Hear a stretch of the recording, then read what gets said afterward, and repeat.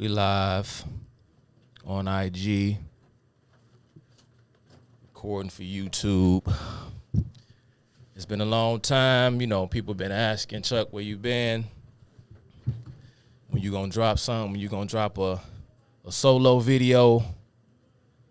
For those of you who don't know, I do a weekly program with Chad O. Jackson, Keisha King, and Blanchard Robinson. We will be live tonight, 7:30 Eastern time.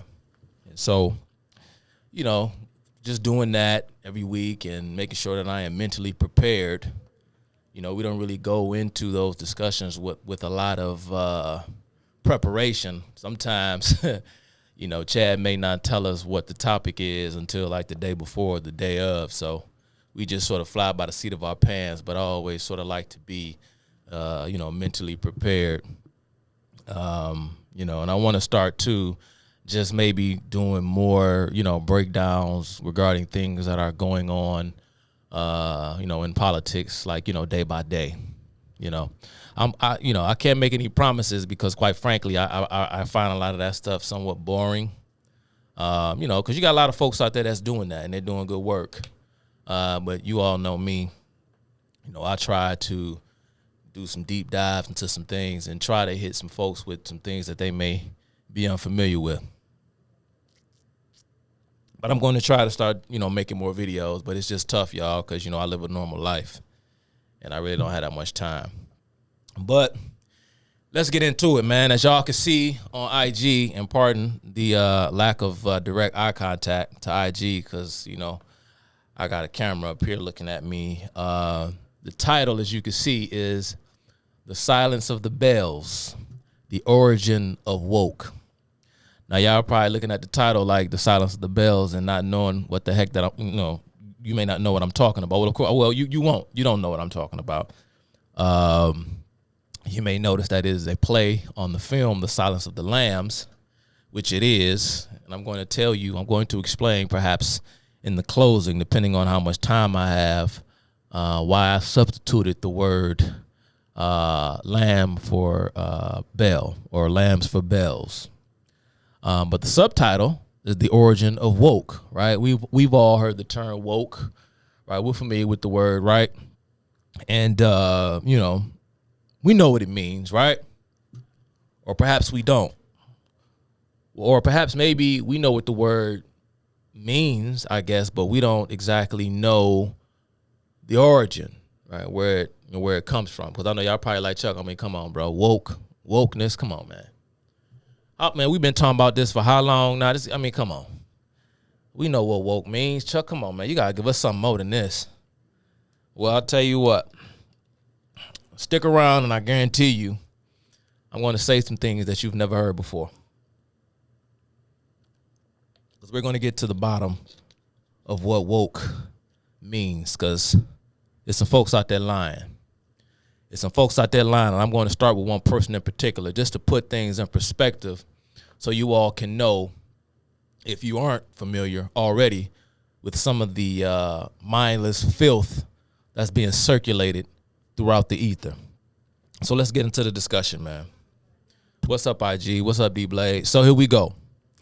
Let's begin with a Los Angeles Times article published on March 29th of 2023. So this was just a few months ago. It was written by someone named Nardine Said. Nardine Said. Or Said. Excuse me if I'm mispronouncing that. But what was the article about? Well, I didn't write the title down. I should have. Perhaps I meant to and just forgot. But this writer had a sit-down interview of sorts with renowned R&B singer Erykah Badu. Now, some of you all may have seen this article. You may have even read it, you know, or perhaps you just read the headline. I don't know. But we're going to go into the content of the article, because inside this article here, Erykah Badu, as brilliant as she is trying to explain to us, or the reading public, what the word woke means and where it actually came from. So let's hear Erykah Badu's perspective on what woke means. Here's what Erykah Badu had to say. This is the article I'm reading. Los Angeles Times, March 29th, 2023.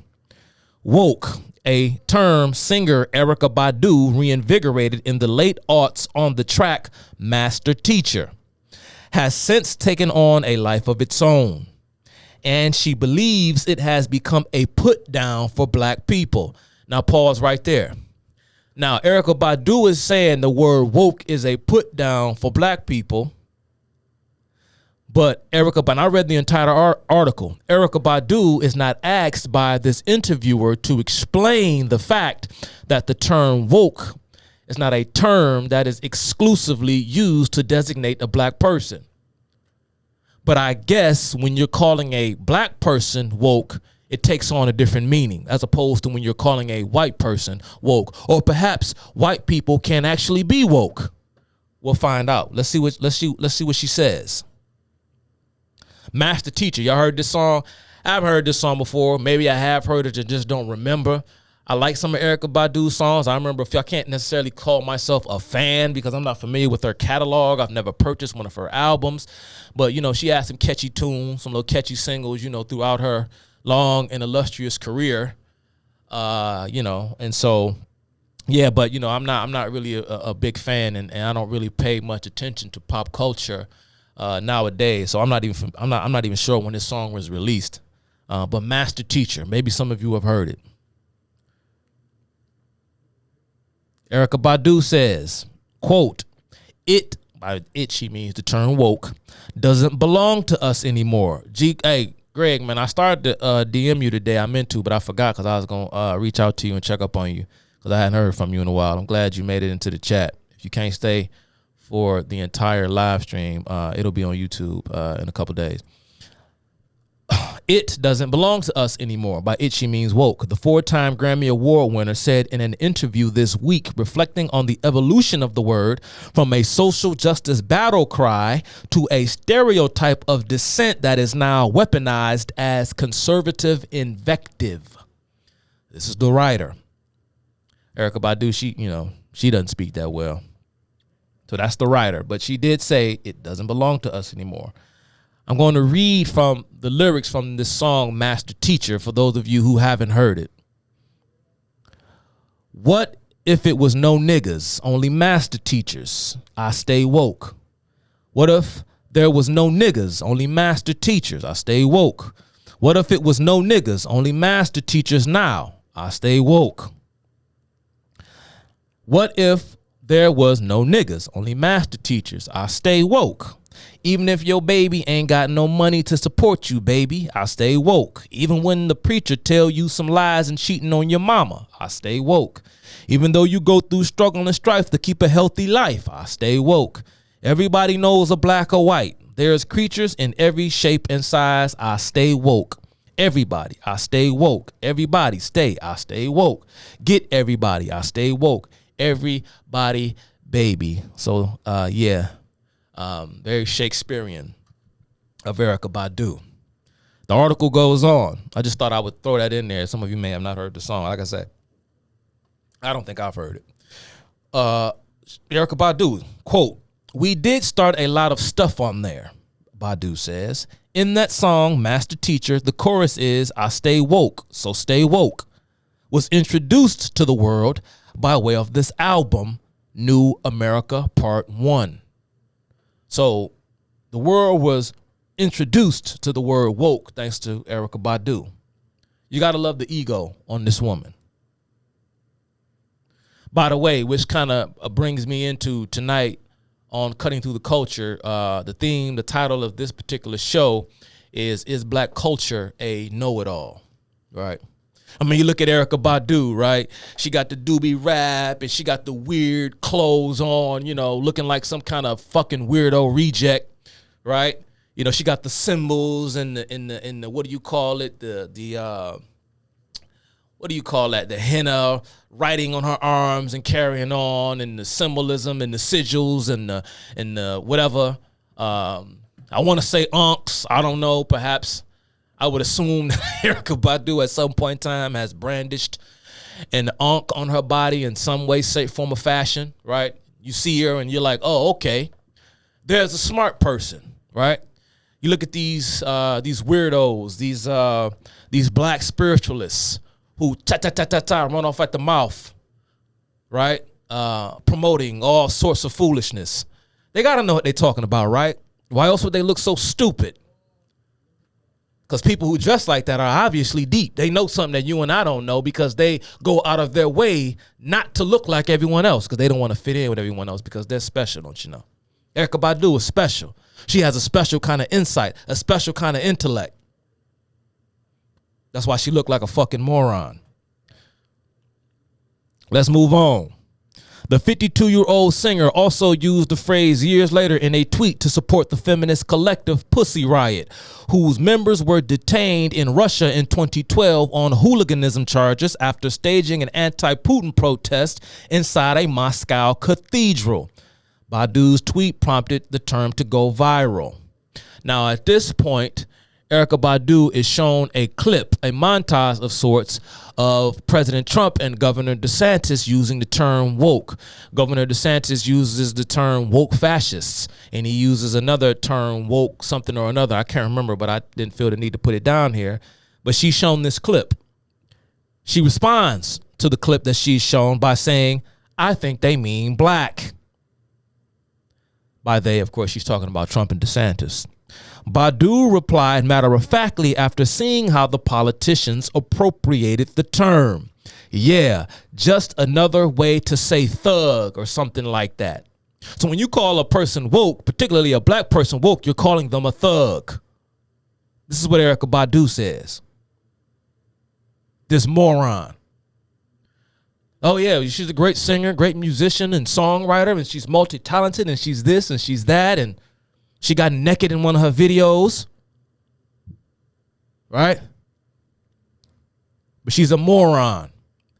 Just like so many other so-called black intellectuals posing as singers and actors and newscasters, sportscasters, actual professors, and so on and so forth. Morons. And yeah, I'm talking to you, Miss Badu. See how I just rhymed? You ain't even know I could do that too, huh?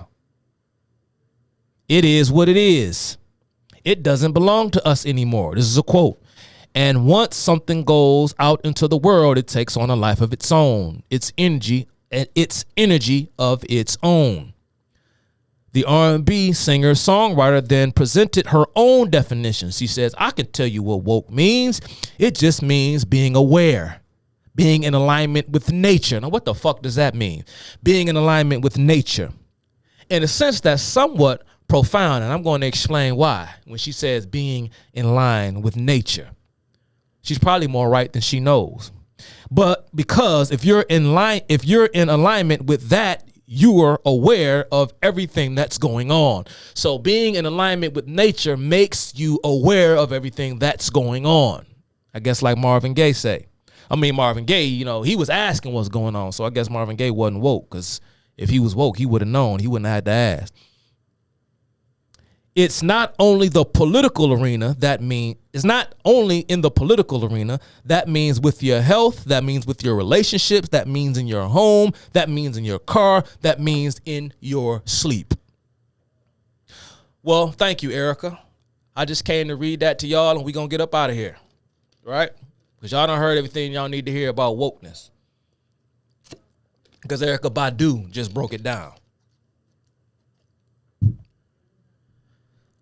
The newer meaning of the word has been added to the Oxford English Dictionary. Now, I moved on from the Los Angeles Times article. I just thought I would just kind of put that in here as a preface to kind of set the mood and set the tone.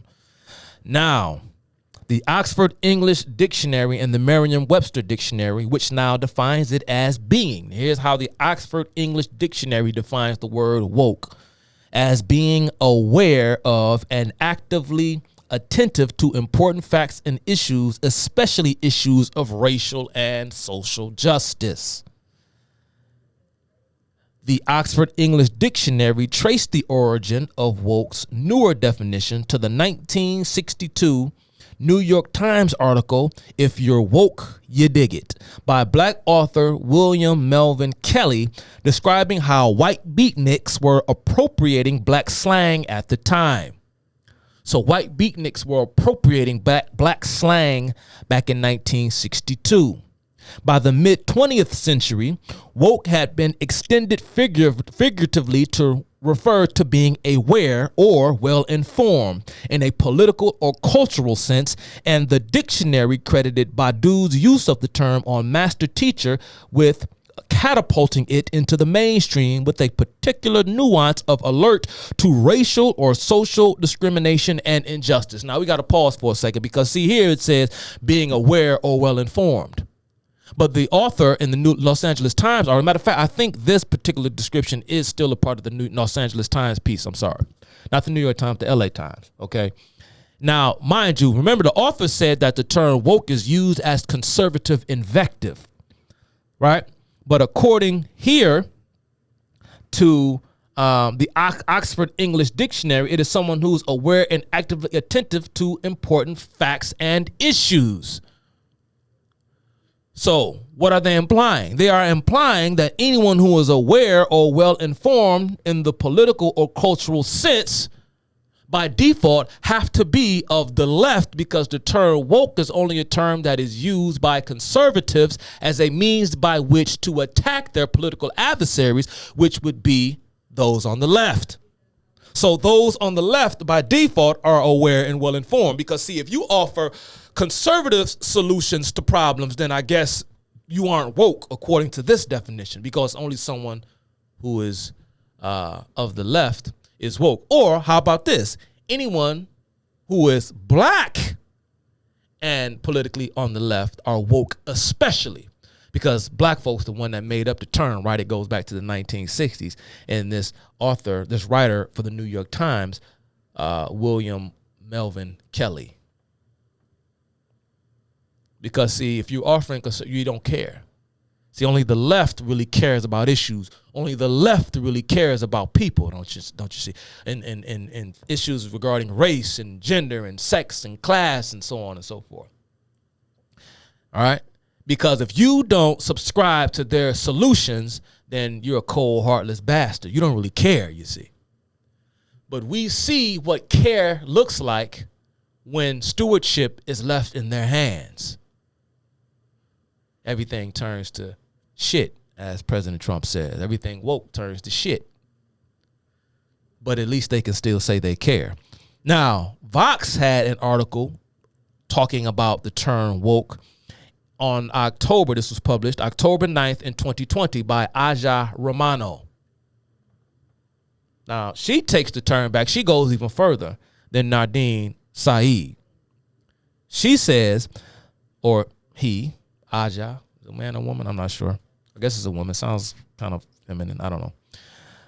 The earliest known examples of wokeness as a concept revolve around the idea of black consciousness, waking up to a new reality or activist framework, and it dates back to the early 20th century.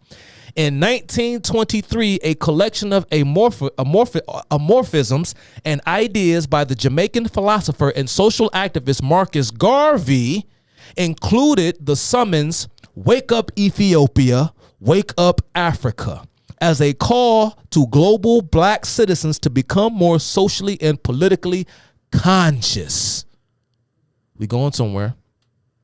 A few years later, the phrase "stay woke" turned up as a part of a spoken afterword in the 1938 song Scottsboro Boys, a protest song by blues musician Huddie Ledbetter, a.k.a. Lead Belly.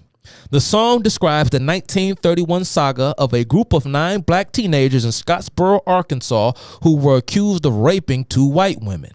Lead Belly says at the end of an archival recording of the song that he'd met with the Scottsboro defendant's lawyer, who introduced him to the men themselves. "I made this song about down there," Lead Belly says, "so I advise everyone be a little careful when they go along through there. Best stay woke, keep eyes open." Let belly users stay woke in explicit association with Black Americans' need to be aware of racially motivated threats and the potential dangers of white America. That's what woke means. It started with Marcus Garvey in the 1920s, then picked up steam once again in the 1960s when white beatniks were appropriating black slang. And now fast forward to the 21st century, Erykah Badu is responsible for reintroducing or popularizing the term woke.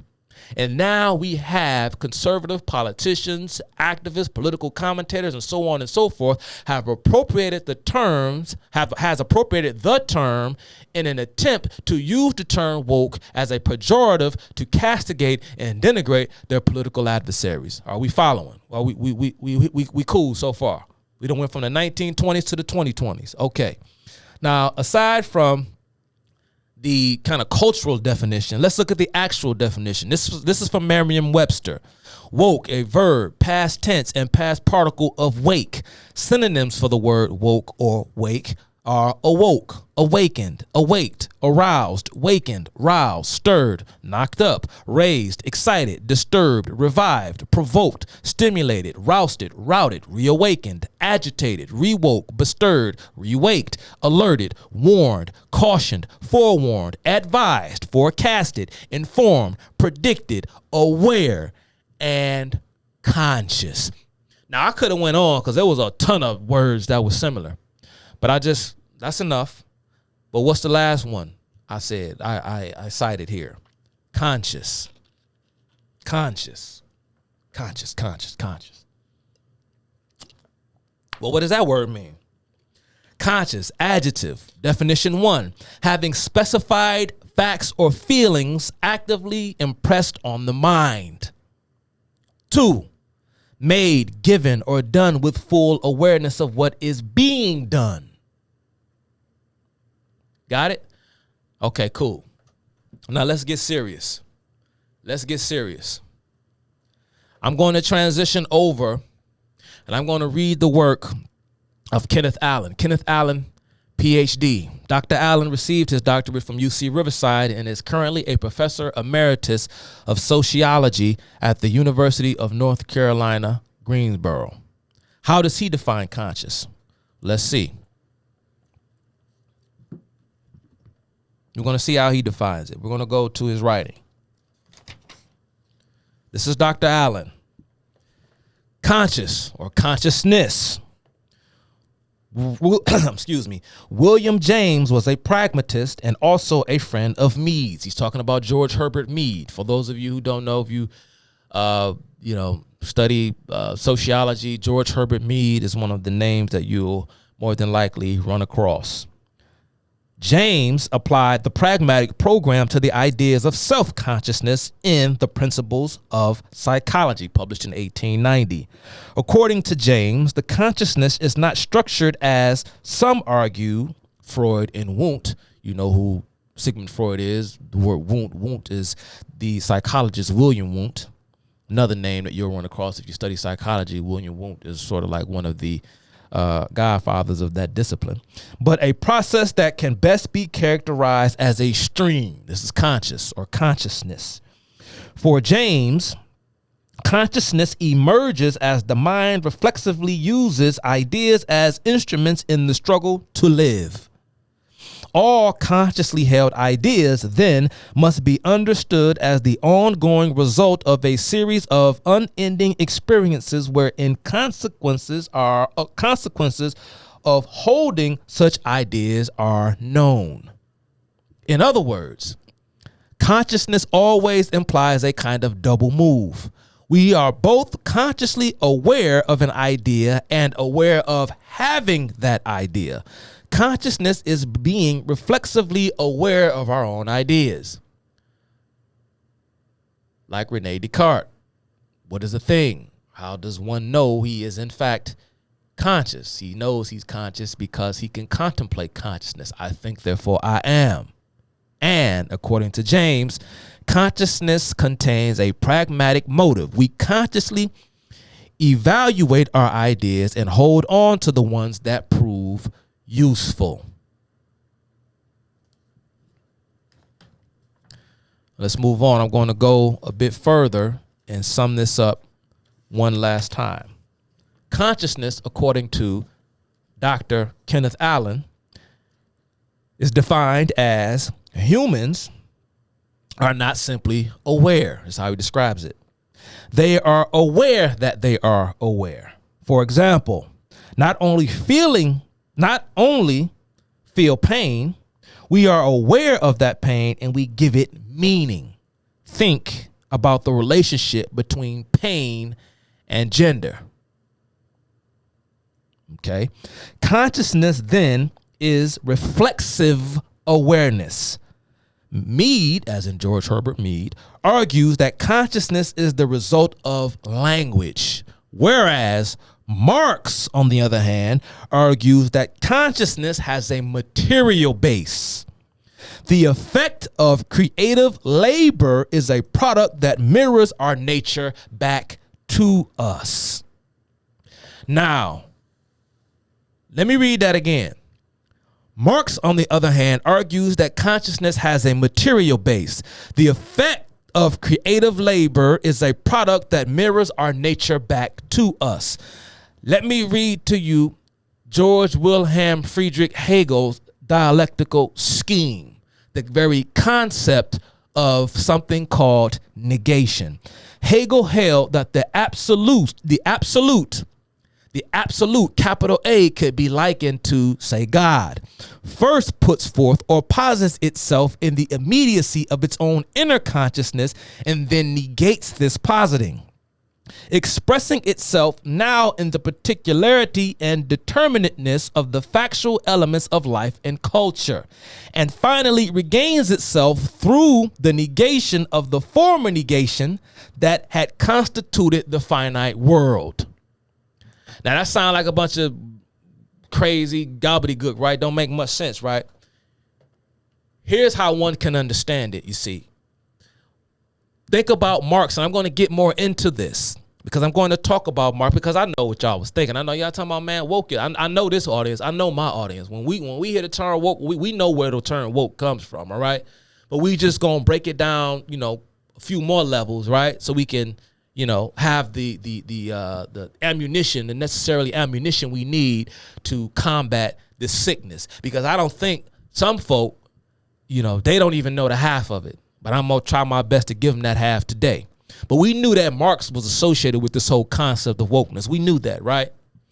But we may know that kind of just, as we kind of familiarize ourselves with this material and it sort of comes instinctively to us.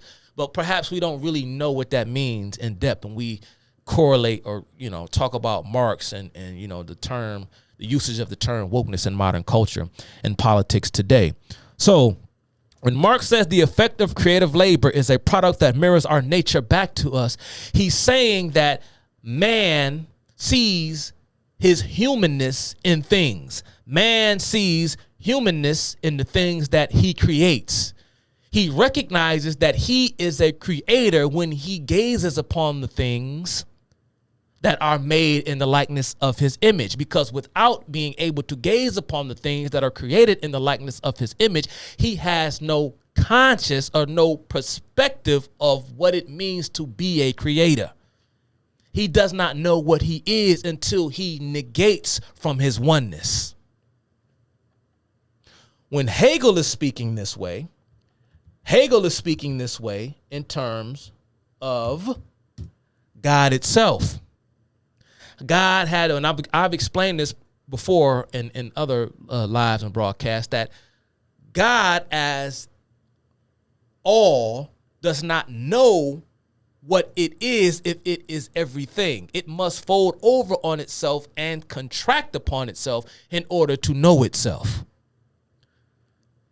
And once it knows itself through the process of negation, then the end result and the initial cause of the negation are playing off one another. It's a kind of self-feeding mechanism. So there's sort of like you have this kind of dialectical scheme, right?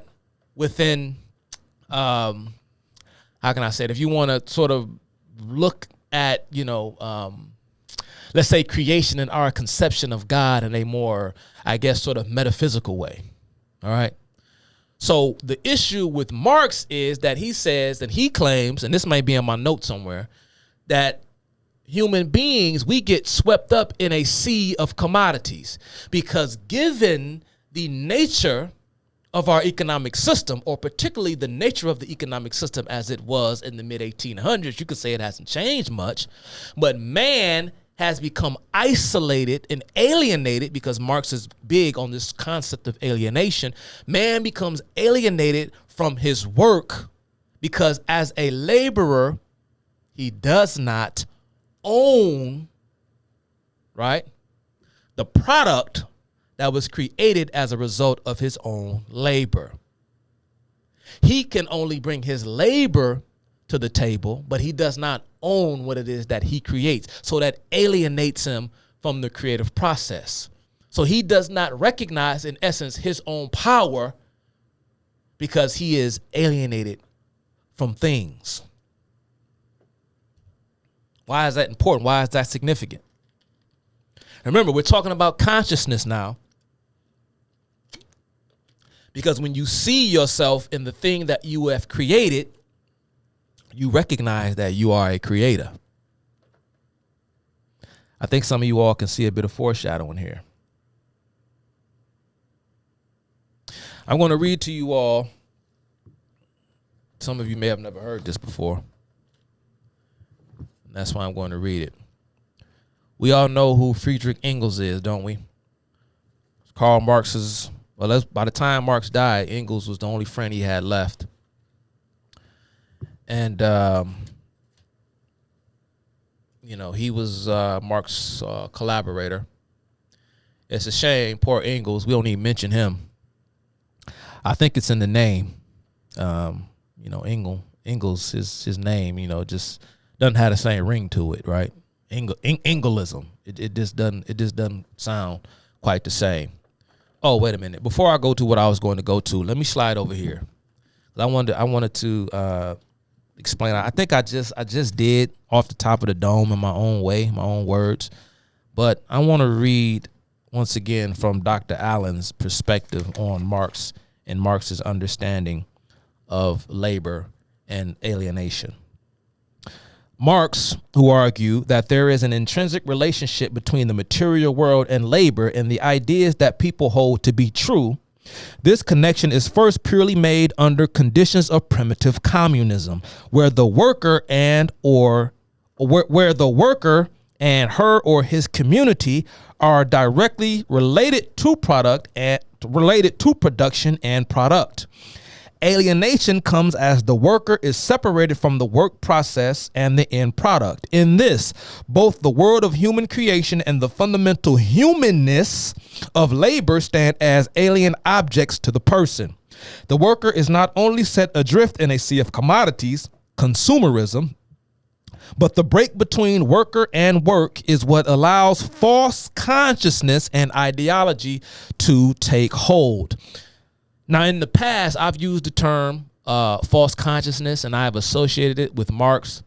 But just to be fair and to be precise and exact, Marx, I don't even think, as I've searched through the Communist Manifesto,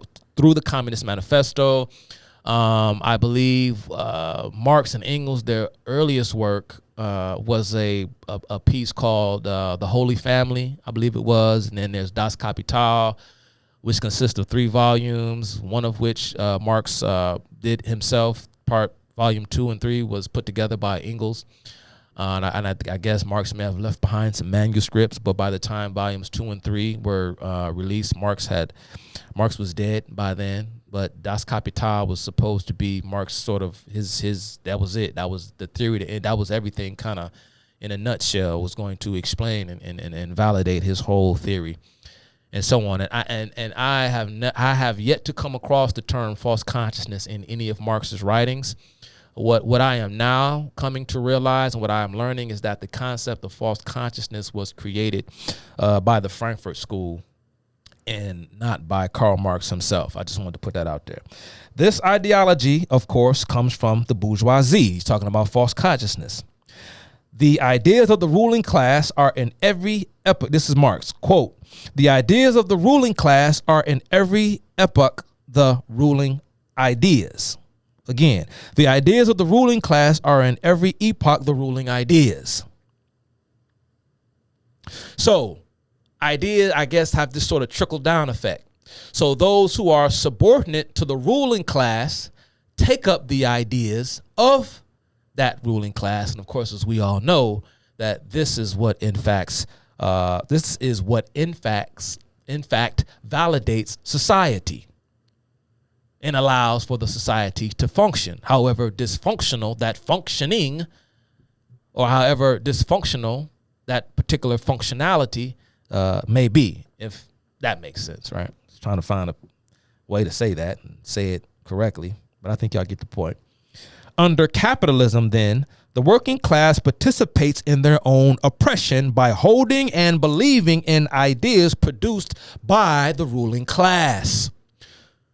So, in order not to have a false consciousness, or should I say having false consciousness means participating or holding on to or believing in ideas that are produced by the ruling class. This produces false consciousness, or better yet,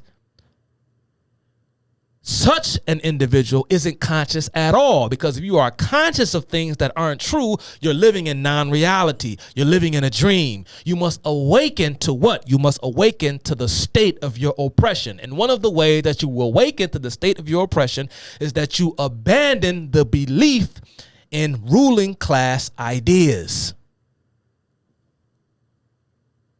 It's funny here, he says the ideology comes from the bourgeoisie.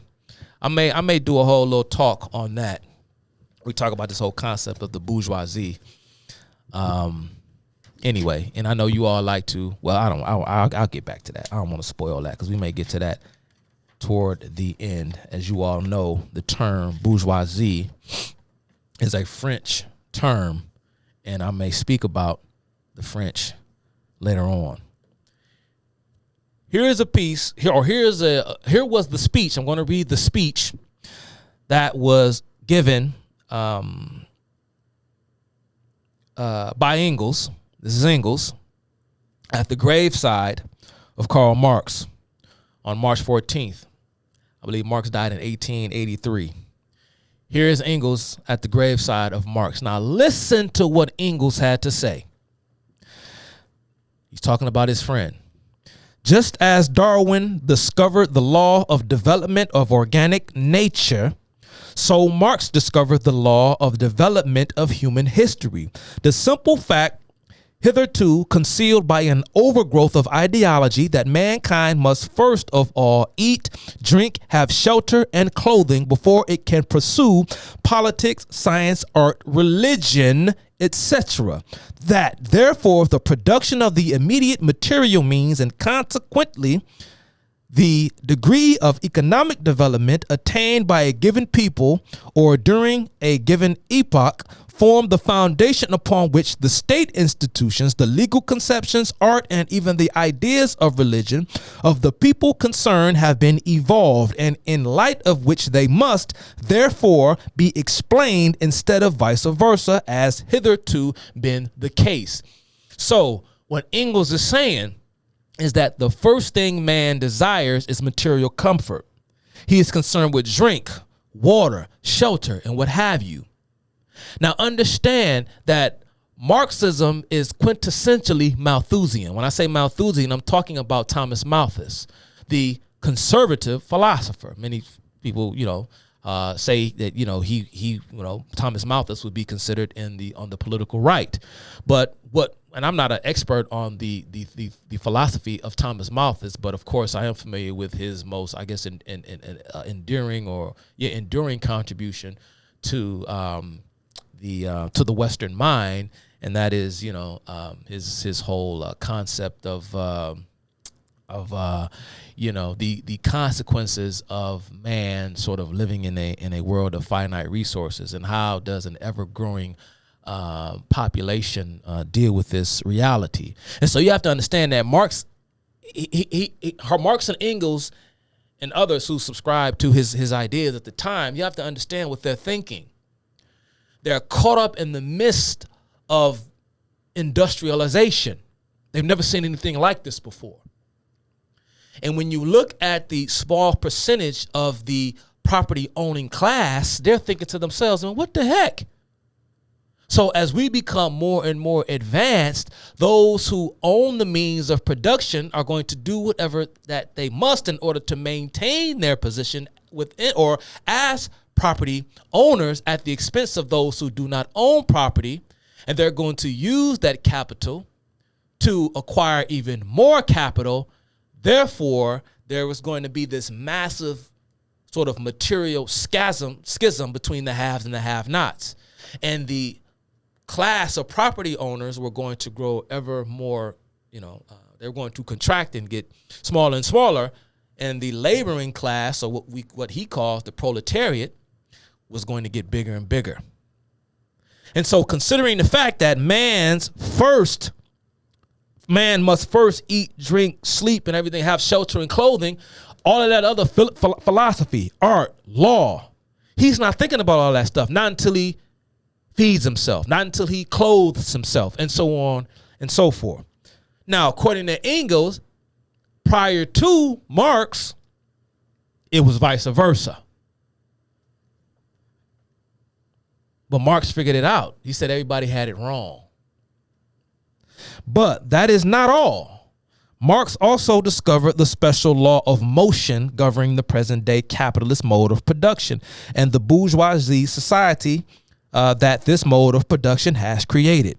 Such was the man of science. But this was not even half the man. Science was for Marx a historically dynamic revolutionary force. This is dialectical materialism. This is Marx, what he called his scientific historicism. Because Marx genuinely believed that he had history down to a science. Marx was before all else a revolutionist. His real mission in life was to contribute in one way or another to the overthrow of capitalist society and of the state institutions which it had brought into being, to contribute to the liberation of the modern proletariat, which he was the first to make conscious of its own position and its needs, conscious of the conditions of its emancipation. Fighting was his element, and he fought with a passion, a tenacity, and a success such as few could rival. And he went on. It's a long speech. I didn't even read it all. Excuse me. But you're seeing, are y'all noticing a trend? Now, who was Marx? Like, really? What was Marxism? What was it really? My good friend Chad O. Jackson posts things. He posts things about communism a lot and Marx and whatnot. And you got folks, nah, man. Marxism ain't got nothing to do with race. Marxism is an economic theory. Is it? Oh, you don't know, or you don't do this, or you don't understand. All right. Well, we're going to get to the foundation of what Marxism is. I know what y'all think. I know y'all like, Chuck, we got it, but we know what you mean, bro. This is Blad. This is cutting through the culture audience. This is Teaching Chuck. This is Blanchard Robinson. This is Chad O. Jackson's audience. What the heck you mean? So what you mean we gonna get to the bottom of what Marxism is? Who you think you talking to, man? It's the advanced class. Y'all didn't come in for that, right? Please walk with me. Because too many of us don't know, as a matter of fact, what Marxism is really. We're going to talk about it. I'm going to read directly from the Communist Manifesto. I know you all have read it, some of you. If you haven't, don't worry about it. I'll read it so you don't have to. Here's the part that sticks out most to me. This is going to pretty much kick off or kind of get the ball rolling on getting to the bottom of what this is when we're talking about Marxism. What does the Communist Manifesto say? When the ancient world was in its last throes, the ancient religions were overcome by Christianity. When Christian ideas succumbed in the 18th century to rationalist ideas, feudal society fought its death battle with the then revolutionary bourgeoisie. Now, I know what you think. You're probably saying, but wait a minute, but you were always talking about the bourgeoisie and revolt, but now he's calling the bourgeoisie revolutionary. Let me give you all a bit of history, okay? A lot of what you see today when it comes to the left, you know, they look at what took place during the French Revolution, of course, as sort of like their North Star. At the time, the French reformers or revolutionaries, they were considered the bourgeoisie because there was this emerging middle class in France in the late 17th century that were sort of cut out of the upper echelon of the economic strata within French society due to the sort of feudal nature of French society. And so you had the nobles, the aristocracy, you had the clergy, and then you had, you know, some privileged, few who were sort of like at the top.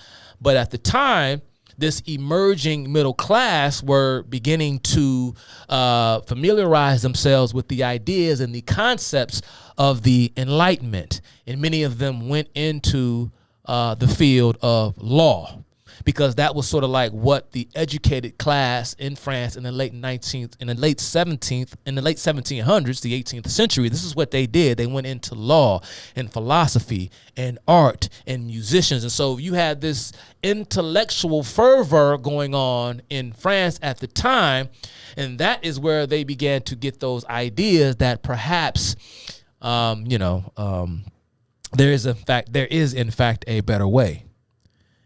And the term bourgeois, I explained this when I did a YouTube live with Blanchard Robinson when we did a deep dive into Marcus Garvey. And I explained the term bourgeoisie and where it actually comes from. The term bourgeoisie literally means middle class. And of course, you know, this term or the middle class, we're talking about middle class France in the late 1700s.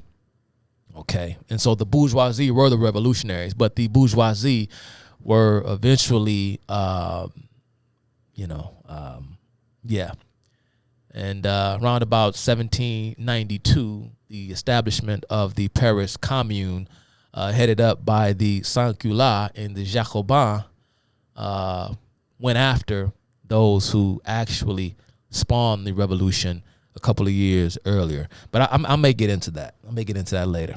The ideas of religious liberty and freedom of conscience merely gave expression to the sway of free competition within the domain of knowledge. Undoubtedly, it will be said, religious, moral, philosophical, and judicial ideas have been modified in the course of historical development.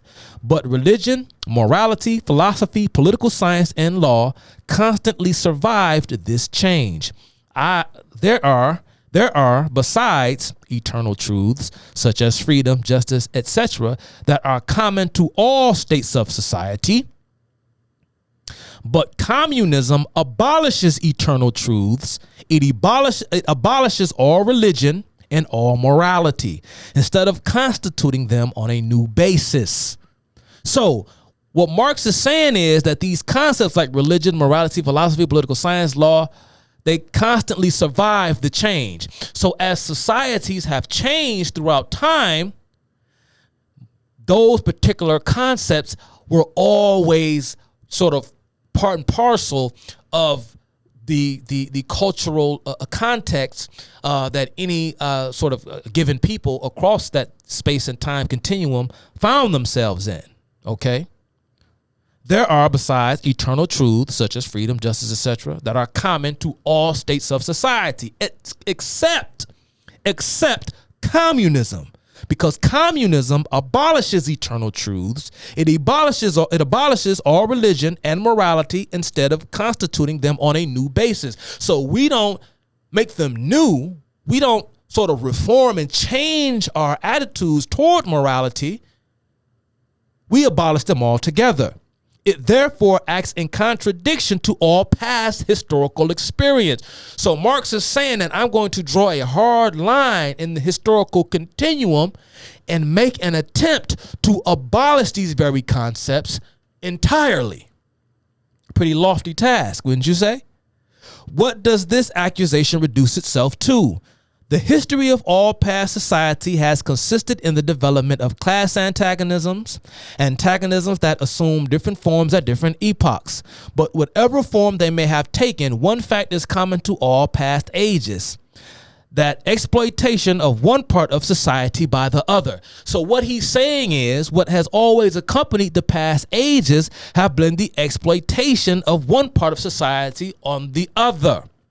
So when Marx is making the claim that he has figured it out, that he's come up with the magic solution that is going to end class antagonism and the exploitation of one part of the society against the other, things like law, morality, political science, and all those things won't be necessary, because those things are only necessary as a byproduct of, I guess, or not so much I guess, I know that what Marx is saying is that those things exist simply to excuse the existence of this exploitation.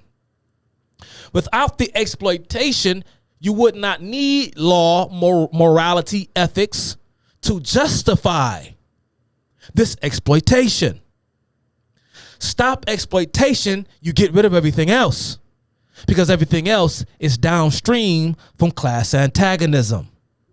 No wonder then that the social, I hope that made sense. No wonder then that the social consciousness of past ages, despite all the multiplicity and variety it displays, moves within certain common forms or general ideas, which cannot completely vanish except with the total disappearance of class antagonisms.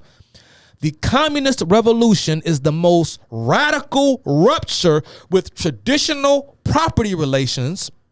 No wonder that its development involved the radical rupture with traditional ideas.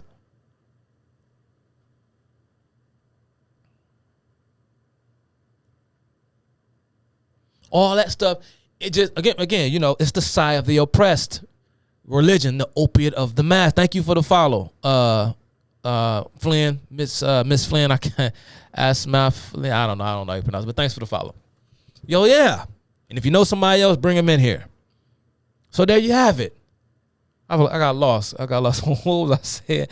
Yeah. And so, yeah, well, I think you guys get that, right? Like I said, many of you have probably read the Communist Manifesto anyway. Okay. So when we're talking about traditional ideas, traditional property relations, right? There must be a radical rupture with traditional ideas. You sever your ties with traditional ideas in order to disrupt or radically rupture, to quote the Communist Manifesto, to radically rupture traditional property relations. Get rid of traditional ideas. Traditional ideas is what's keeping you marred in this system of oppression, because you have adopted the slave master's thinking. Listen to me, y'all. And y'all listen to all these stupid ass black academics, these folk with their minor degrees in black academics say stupid shit like that. That, oh, you have taken up the slave man. You talking like okay, y'all hear him. But no, see, white folks appropriated the concept of whiteness. It's not that black people are appropriating ideas that were created by folks who were just as white as the people they claim to despise. But no, black folk made this up, just like black folks made up everything else. And that's what makes you special. Because y'all built megaliths.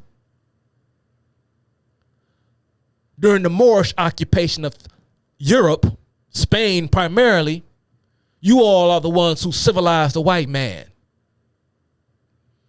Taught him basic hygiene, gave him underwear, gave him shoes, taught him the science of architecture, taught him how to build castles and carrying on. You did that. But you can't build shit today because the white man got his foot on your neck while you claim to be superior at the same time. That's why you can't do the same stuff that you used to do, because the white man got his foot on your neck. But you claim to be inherently superior, but you can't get the white man up off your ass. Somebody in the comment section on one of my homeboy Blanchard Robinson's reels he just posted, matter of fact, he posted a reel giving you guys a heads up about our live tonight. And somebody in the comment section said something brilliant, because in the reel there was all sorts of clips of black folks saying all this crazy, wild stuff. And somebody in the comment section said, where in the hell was all this energy at when white folks was actually where was all this energy when America was actually racist? Where was all this energy? Now y'all tough now. No, you a coward, motherfucker, because you know you could just sit there in public and berate a white person and they ain't gonna do jack shit. But y'all know who to do that stuff to. Y'all don't fool around with what's the name them. Y'all know who I'm talking about. That white dude in that pickup truck with that NRA decal on his rear window. Huh? With the hunting camouflage baked into the with the hat on, with the backwards cap, with the gun rack, got that old country boy strength, like he could just toss a deer over his shoulder and walk off with it. Y'all don't fuck with him. I know y'all fuck with all the mother folk, or y'all sit up there and yell at a white woman in public.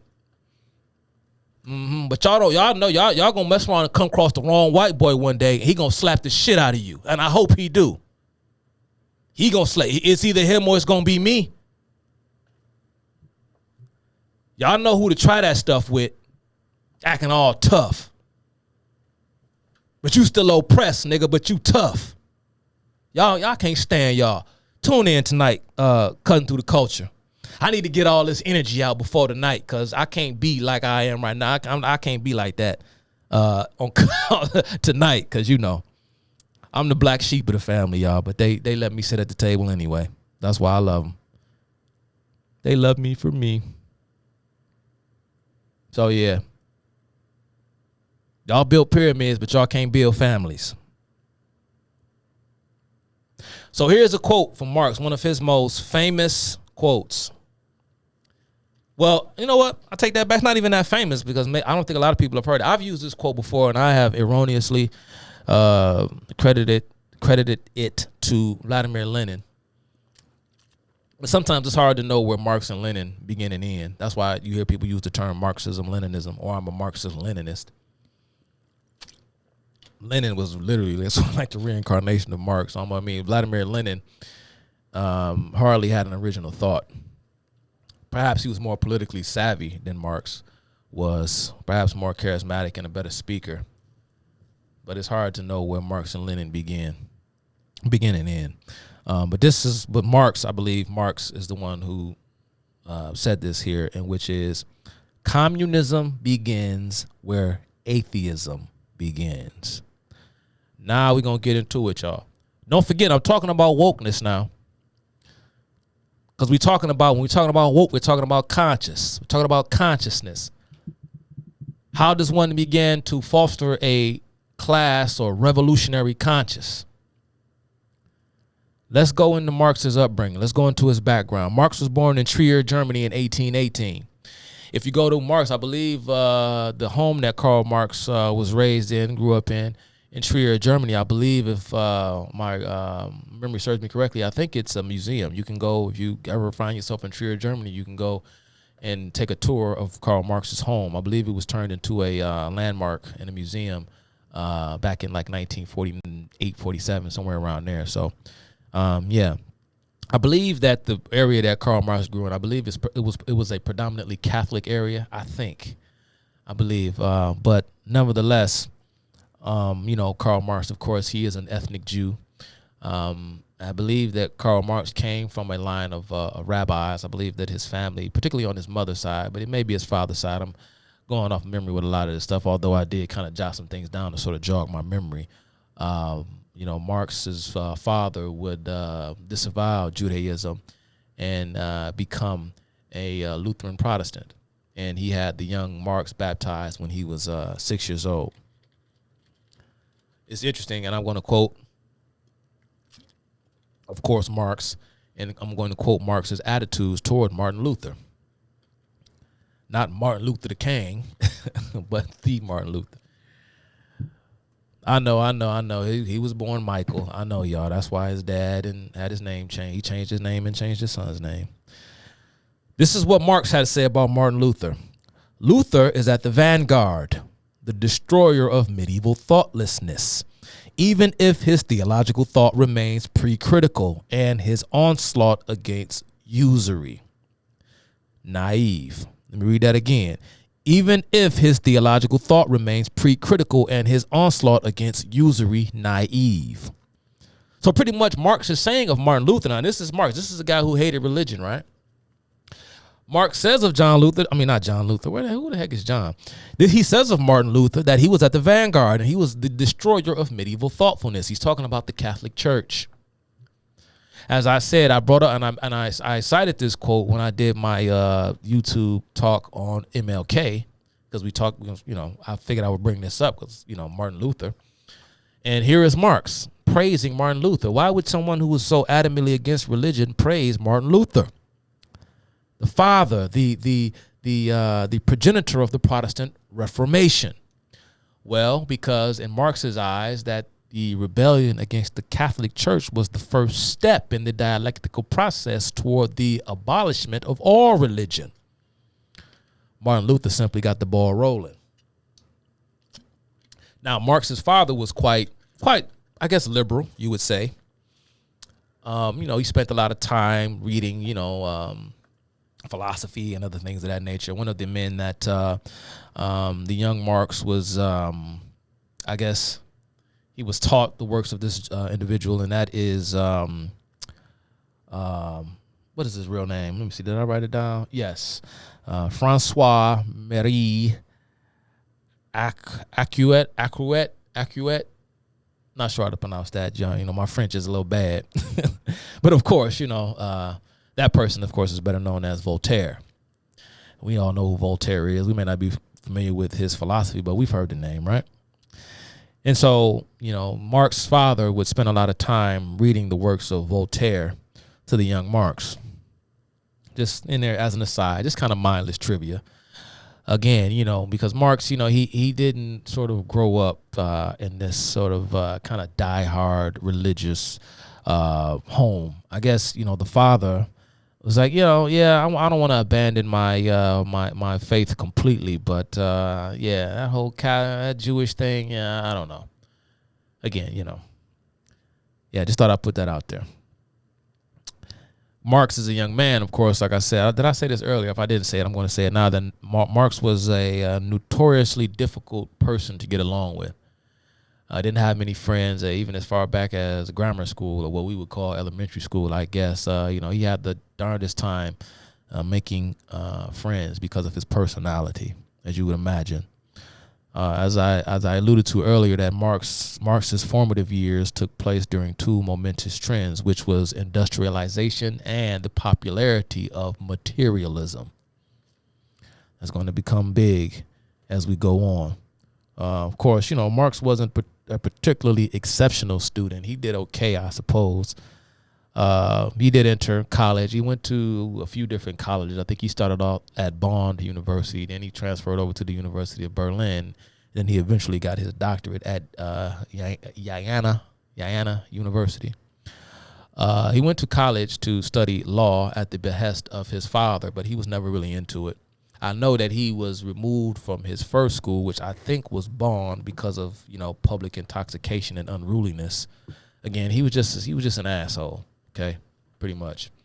And so he went to Berlin University from there. I think if I'm getting my chronology wrong, I apologize. But the point that I'm trying to make is that he did bounce around to a few schools. But while he was in college is when his father would meet his end, and Marx would switch his major from law to philosophy, because the thing that interests the young Karl Marx the most was not law. What interested him the most was art and philosophy and poetry, as a matter of fact.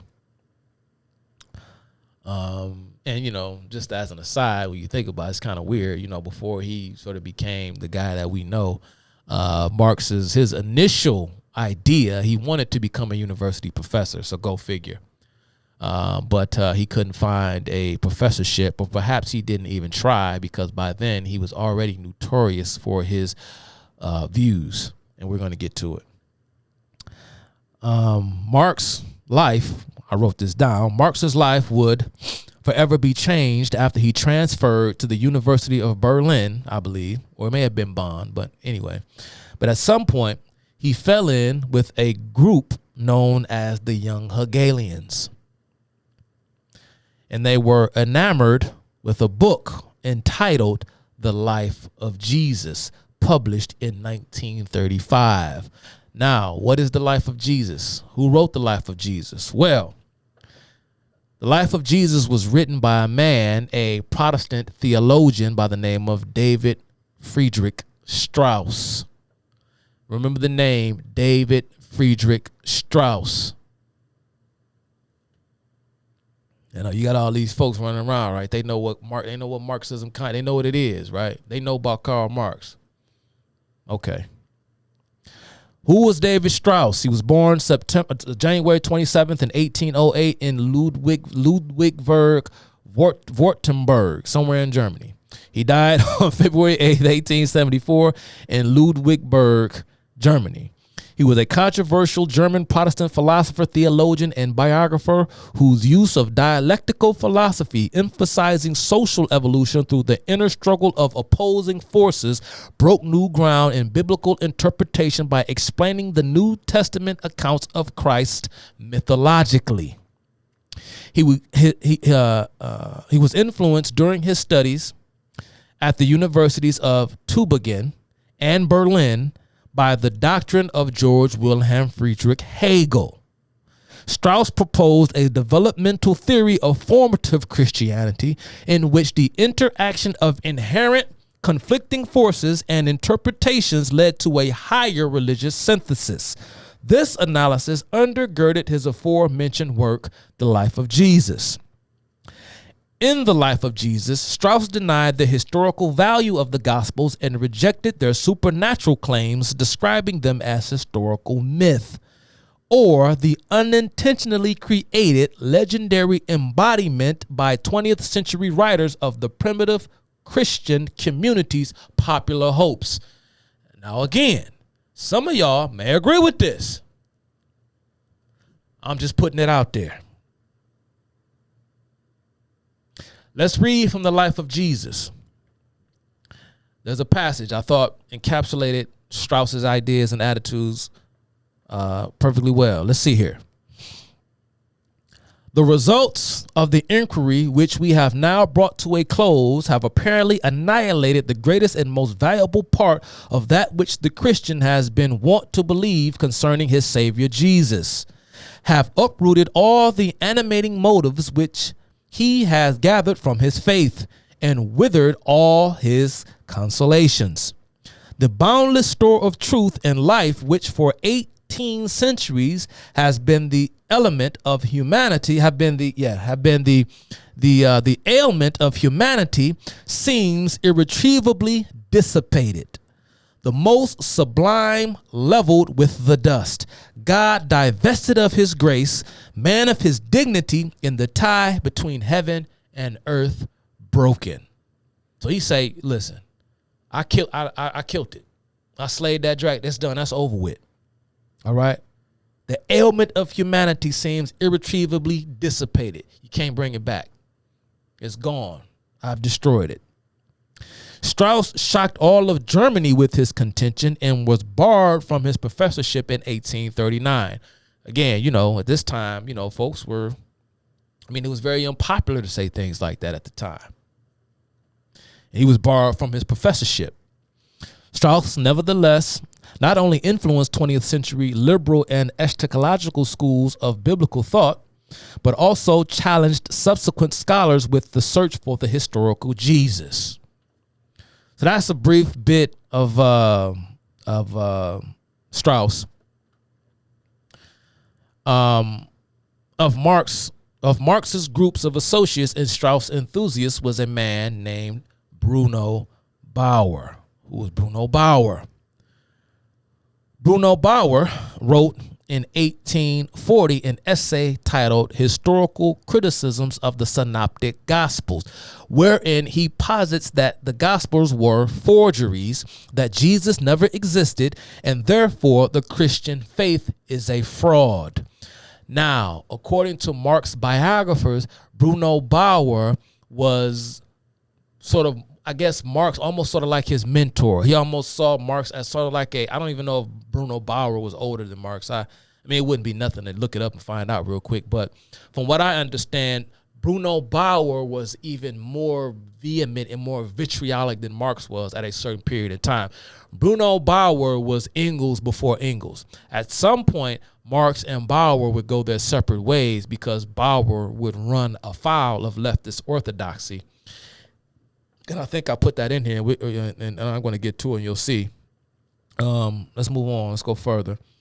Marx and Bauer attempted to jointly publish a journal of atheism, but failed due to a lack of financial backing and never got the publication off the ground.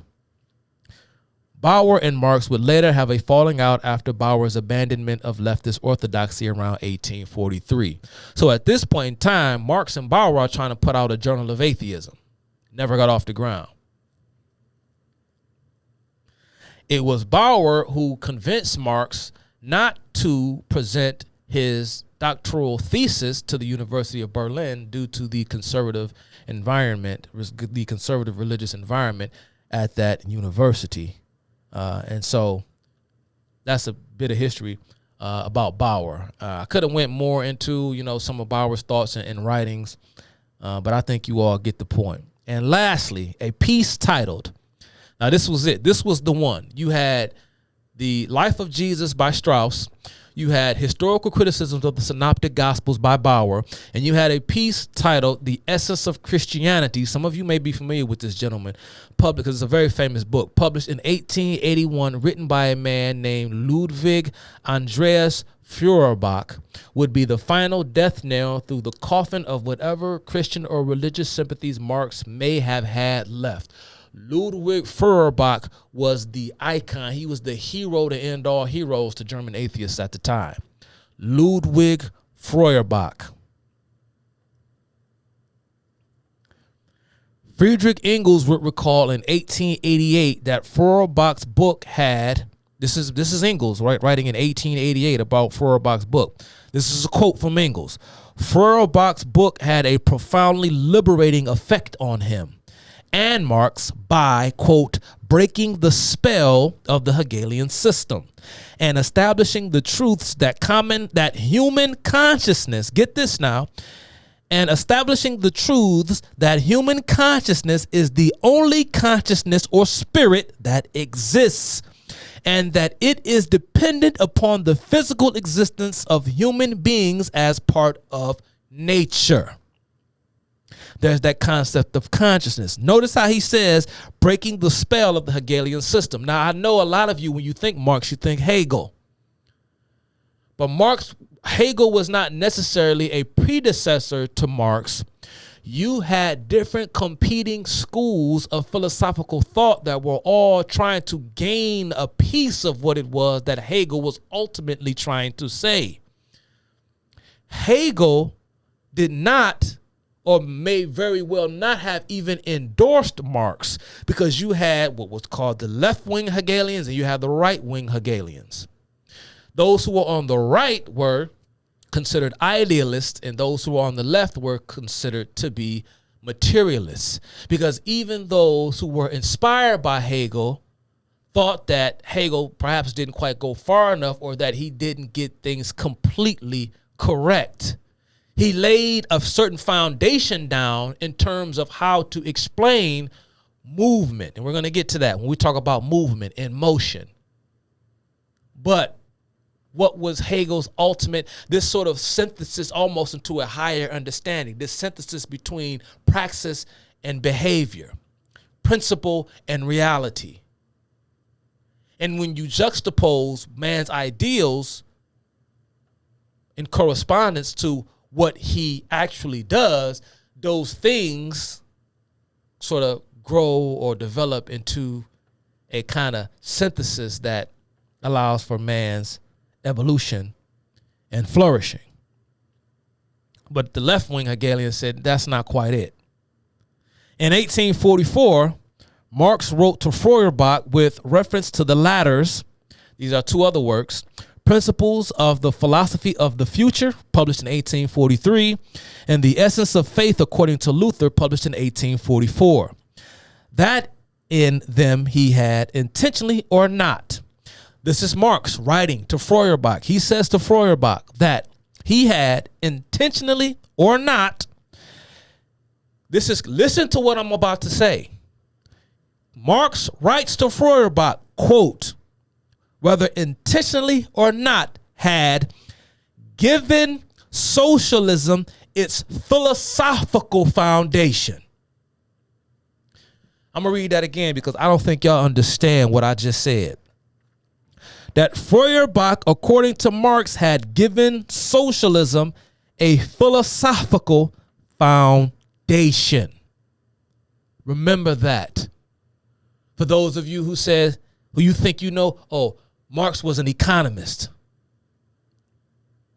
Marxism is about economics. Marxism is about class, about gender. It's about race, about the.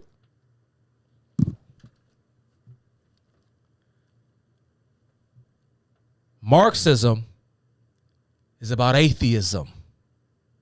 Marxism is atheism under another name.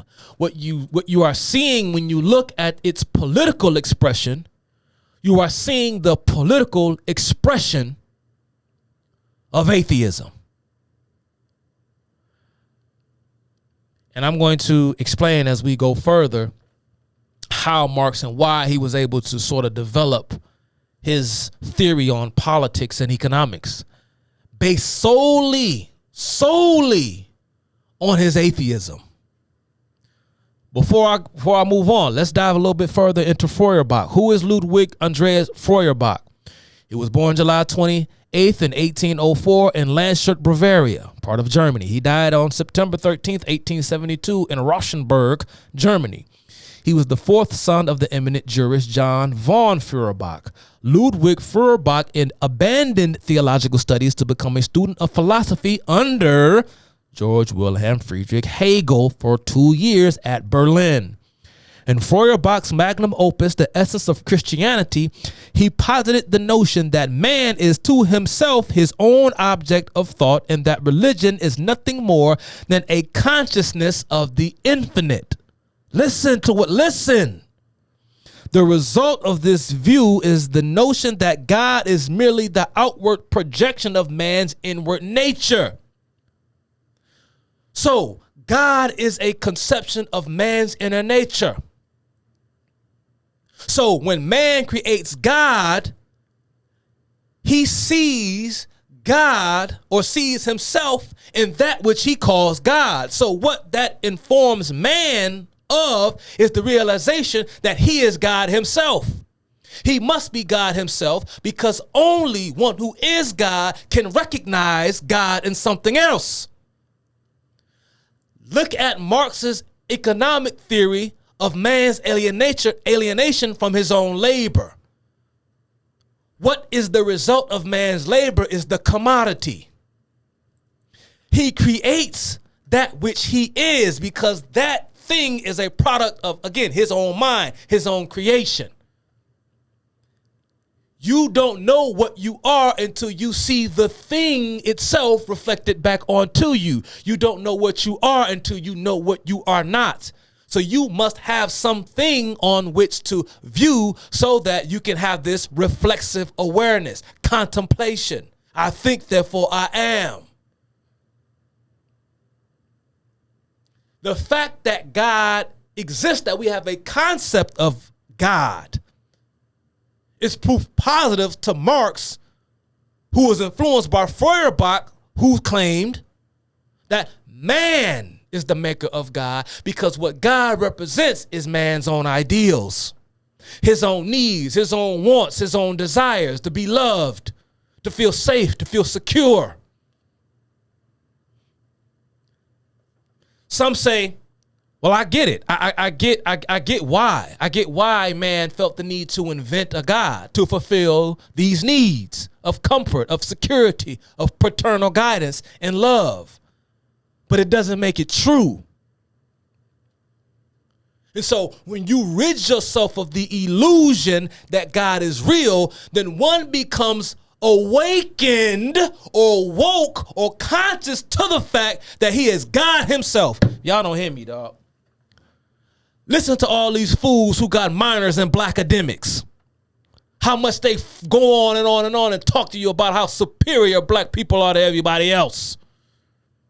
About how God is black, about how black man is the God, and the black man is the God of the earth, and the woman is the goddess, and so on and so forth, and all this voodoo, backward, hullabaloo, gobbledygook, brain dead, psycho babble nonsense. This is where this shit comes from. But they telling you that it's something uniquely African. That's what it means to be woke. Is to recognize that God is merely the outward projection of man's own inward nature. And if you believe that you are a God, then what is it that you are incapable of doing as a matter of fact? Nothing, of course.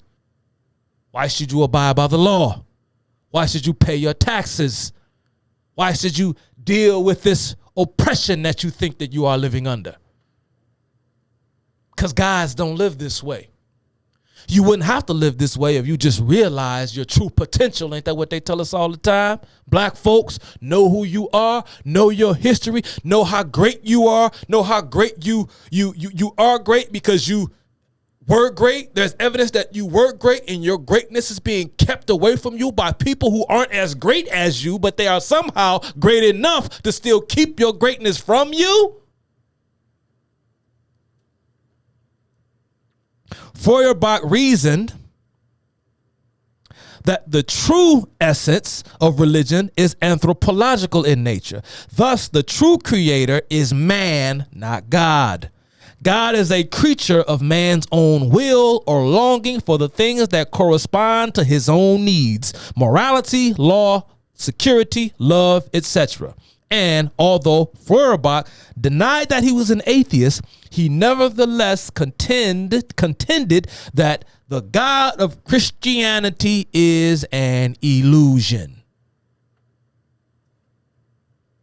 But perhaps, and I italicized this because it was important to me, but perhaps the most important philosophical contribution of Feuerbach's most celebrated work was his assertion that man was the highest form of intelligence in the universe. The scientific rationalism and Enlightenment thinking run amok. Remember what Marx said, that Feuerbach had given socialism a philosophical foundation. If you know anything about communism, you know this is, you know it's true. That's why these people think this way. That's why they conduct themselves in this way. And I ain't even done yet. Marx found kinship in Feuerbach's work due to the similarities between the essence of Christianity and his own doctoral thesis, based largely on the philosophies of Epicurus, the father of atomism. I don't know if Epicurus is referred to as the father of atomism. He's probably the most famous atomist, but atomism was a school of philosophical thought in Greece between 200 and 300 BC. Atomism suggests that all observable changes are caused by the motion of atoms. But for Epicurus, his atomist philosophy wasn't one of pure physics. Epicurus ultimately sought ethical revelation through mechanics and matter. Remember that, because that's going to mean something shortly. Marx would write in his doctoral thesis that, quote, "It is necessary to recognize as the highest divinity the human consciousness itself. One does not become woke," this is me, "one does not become woke unless it recognizes that human consciousness is the highest form of divinity."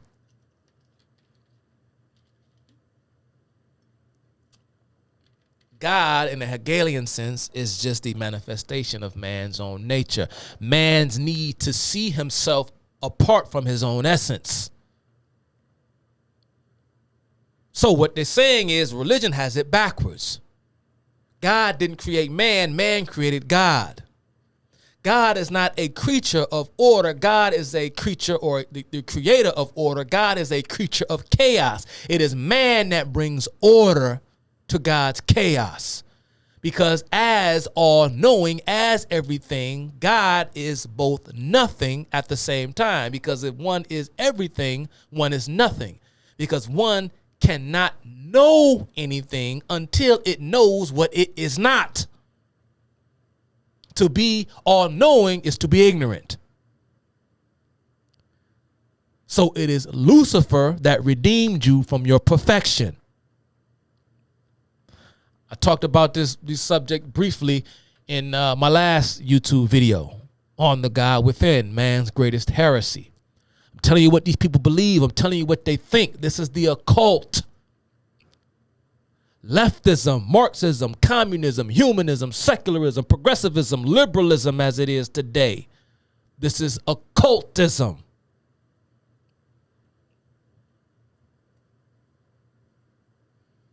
How to become God yourself.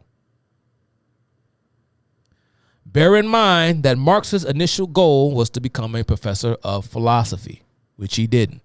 Now let me explain. I'm almost done, y'all. I'm almost at the end. This talk wasn't that long today. Let me just explain briefly, and I didn't even write this down. I figured I would just go off the dome with this. When you think about motion, again, even going back as far as the ancient Greeks, right? Before Christ and so forth. The Greeks they had this thing again with motion.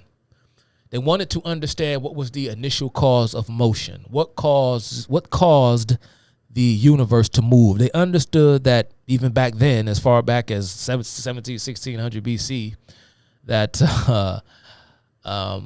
that matter was the product of motion. Right? Even when it comes to the atomists, they believe that the physical universe was comprised of some type of subatomic particles that was fixed in nature, and that things that appear to be separate things are not in fact separate things. They're just different configurations of these subatomic particles that give the illusion of new things. And that's sort of like what atoms are. It starts with the one, the hydrogen atom. And what you see with the many multifold manifestations of physical reality are different expressions of the hydrogen atom. So Greeks wanted to know, well, what is the cause? I believe it was Heraclitus, if I'm pronouncing that name correctly. I remember learning by way of the historian Richard Turnus in his book Passions of the Western Mind that it was Heraclitus who was one of the first, if not the first, to posit that the initial cause of motion in the universe was that of a divine creator that exists outside of the engineering principles of time and space, i.e. God. Heraclitus. You guys can look that up. But nevertheless, they were like, well, how do you explain the initial cause? What was the first cause of motion? Well, Marx didn't necessarily concern himself with what was, in fact, the first cause of motion. He just looked at motion as simply being, well, it sort of just is what it is, I suppose. But see, Marx, as we say, for example, when you look at dialectics, take the term dialectics and substitute it with conflict. You look at atoms, right? You have electrons, you have protons, positive, negative, and positive. You got your neutrons. But Marx believed in a sort of rudimentary way, and this is why the left is very crafty, just like the devil. They convince you of things that are completely bogus by sprinkling little inklings of truth inside of it. And they're able to manipulate you and trick you because it sounds right until you dig a little bit deeper. But the theory that Marx had, understand, this is the theory of Marxism. It's not economic. It's not any of that. Marx believed that matter was the product of motion. everything that exists in the universe is the byproduct or is the product of pure consequence and accident. Man simply finds himself in the position to where, as being the highest form of this sort of consciousness, it is his reality to take it upon himself to bypass the stage of suffering, the industrial phase, the capitalist phase, to bring us to the end. Because just like the physical universe is comprised of negatives and positives, so is our political system, our economic system, culture, and so on and so forth. And it is within this conflict that brings about the synthesis or the creation of new things. Man and woman comes together to create a new thing. Everything in the universe is based upon what? The inertia between opposites. And so man having as his first and primary impulse is food, water, clothing, etc. Man's first inclination is to what? Is to subdue the natural world and bring it under his control. When man then brings the natural world under his control, he creates a system to distribute the resources of nature that we call today economics. And from there, because see, if there is no command to act in a way that is in accordance with what something that is superior to man deems proper, then how does one justify or explain what motivates man's behavior? What motivates man's behavior is material comfort, material conditions. He wants to eat and sleep and go, that's what man wants. Man doesn't care about fostering and cultivating a relationship with the transcendent. He's not searching for meaning and purpose and what is intrinsically right and wrong. He's not searching for that, because what is right and wrong is always downstream from class interests. Everything else is just made up. And so the initial cause of conflict, i.e., what is the initial cause of our need for morality, law, ethics, religion, politics, etc., is the need to sort of referee human behavior that is brought about, or the conflict that is brought about by way of individuals seeking material gains. You eliminate private property, you eliminate the conflict. You eliminate the conflict, you eliminate morality, law, religion, etc. Because everybody would no police. Listen to these fools would abolish the police and all this garbage. All these stupid cockamamie made up professorial terms about over policing. What the hell does that mean? Oh, the police, they look at, black bodies and all this stupid. I can't stand the way these people talk, y'all. Like they saying something intelligent. It's the system that's doing it, you see. Because the white man is trying to protect what he has. He creates the prison industrial complex as part of this organized repressive democracy that he calls the state, in order to do what? Is to protect class interests. What nonsense. Nonsense. It'll sound smart. It's bullshit.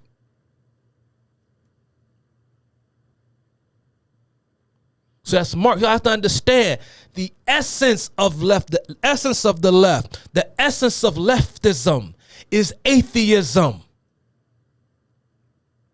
Because man is not motivated by the spirit. He's motivated by matter and matter alone. Man is an animal. He just so happens to be the most highly evolved animal, but he's still an animal.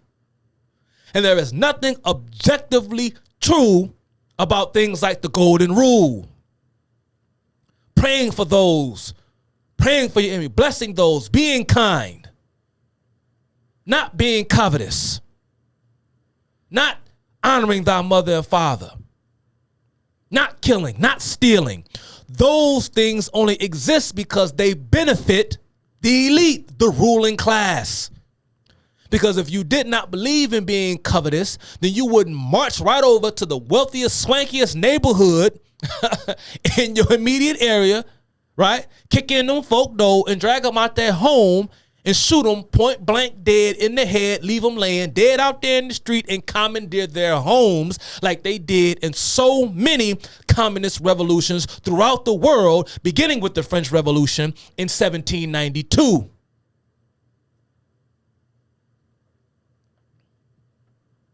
It's keeping the proletariat in line. The belief in something like the 10 Commandments. What fucking hogwash that is, they claim.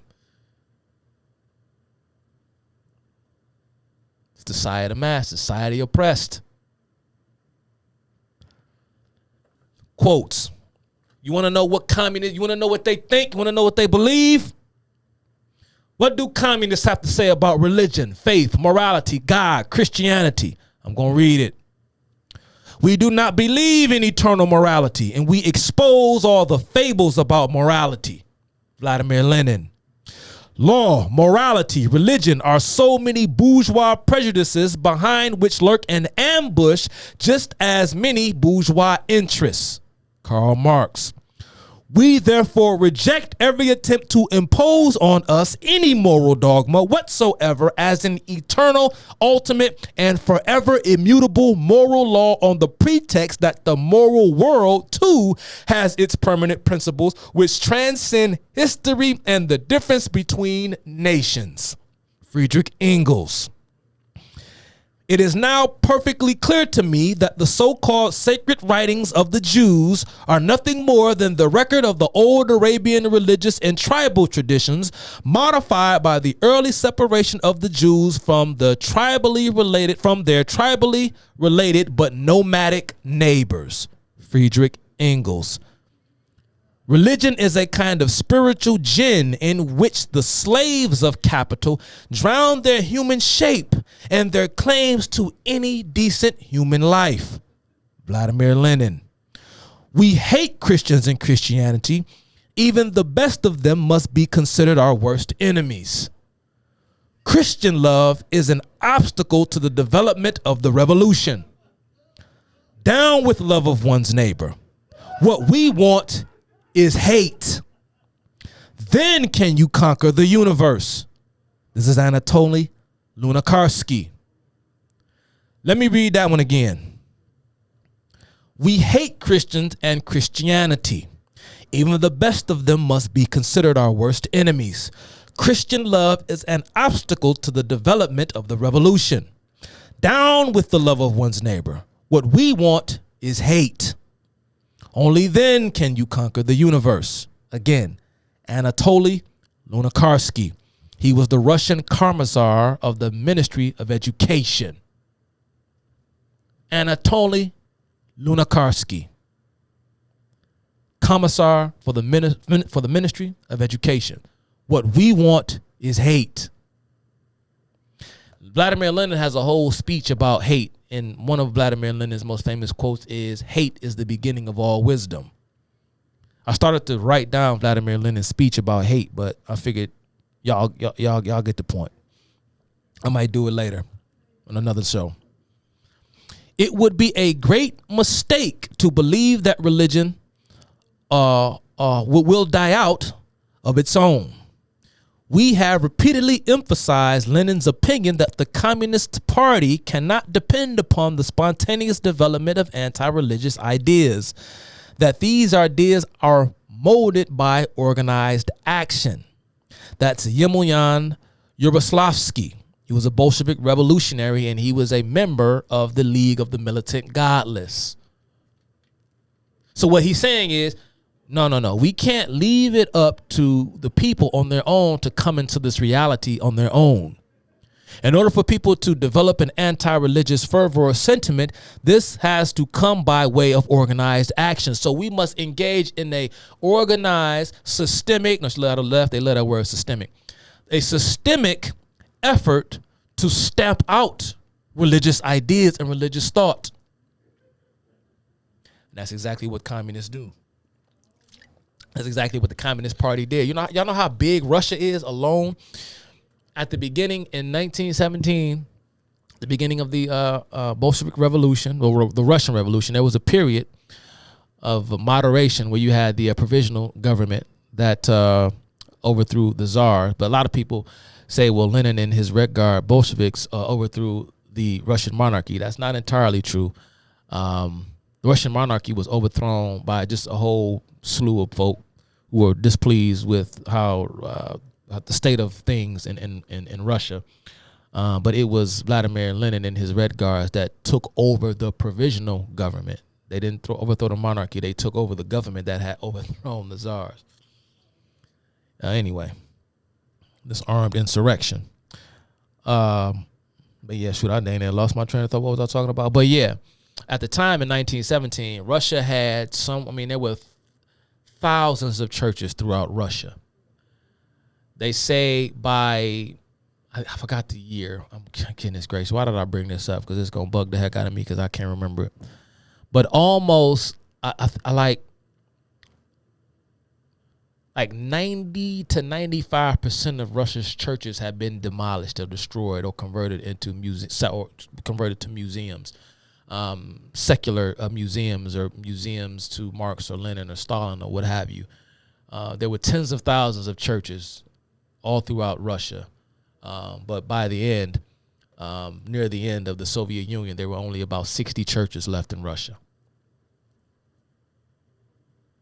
And if you want to know anything about how, as far as the communists in their persecution of religious people, priests in particular, clergy, look at what the Communist Party in Romania did to their priests.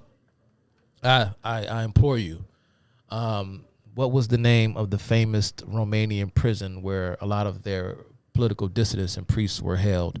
I can't tell you guys. It's I'm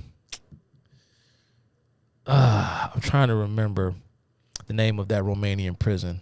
I'll get it to you guys. I'll probably do a follow up to this video and just go live on IG tomorrow or something, because I can't remember the name of that prison in Romania. But some of the most horrible things you ever could imagine were done to those priests. Here's another quote. We move on. Have we suppressed the reactionary clergy? Yes, we have. The unfortunate thing is that it has not been completely liquidated. Anti-religious propaganda is a means by which the complete liquidation of the reactionary clergy must be brought about. Joseph Stalin. We must combat religion. This is the ABC of all materialism and consequently Marxism. Vladimir Lenin. We must combat religion. This is the ABC of all materialism and consequently Marxism. Marxism cannot be conceived without atheism. We would add here that atheism without Marxism is incomplete and inconsistent.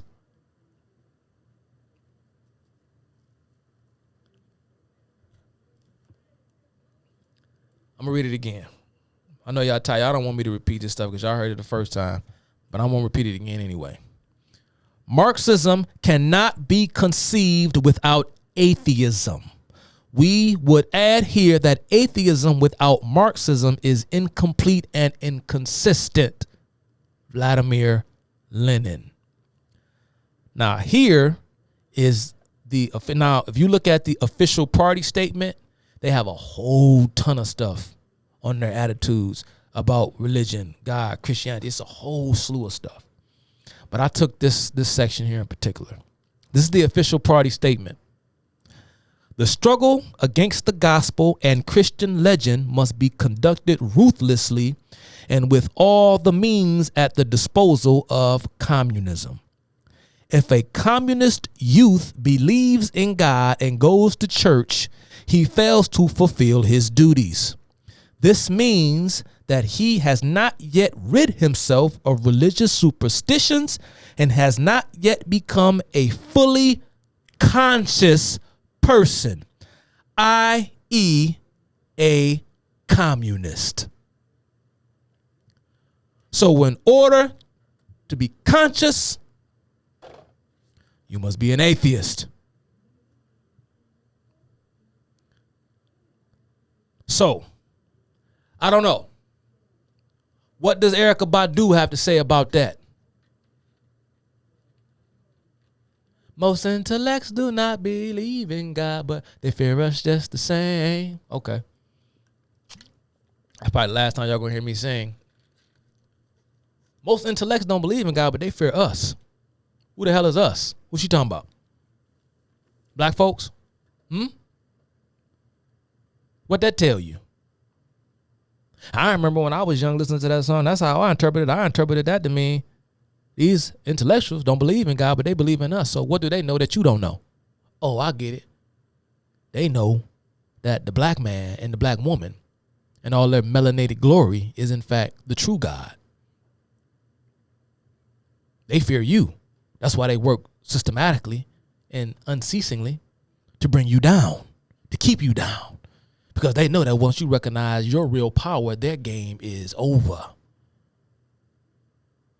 So stop believing in God and start believing in yourself. Sound about right? Okay. But I don't know. Maybe I'm wrong, y'all. Maybe Erykah Badu had it right. And that's it, y'all. I told you I didn't feel like I was too long today. I got a show to do tonight. But one last thing while I still have you guys.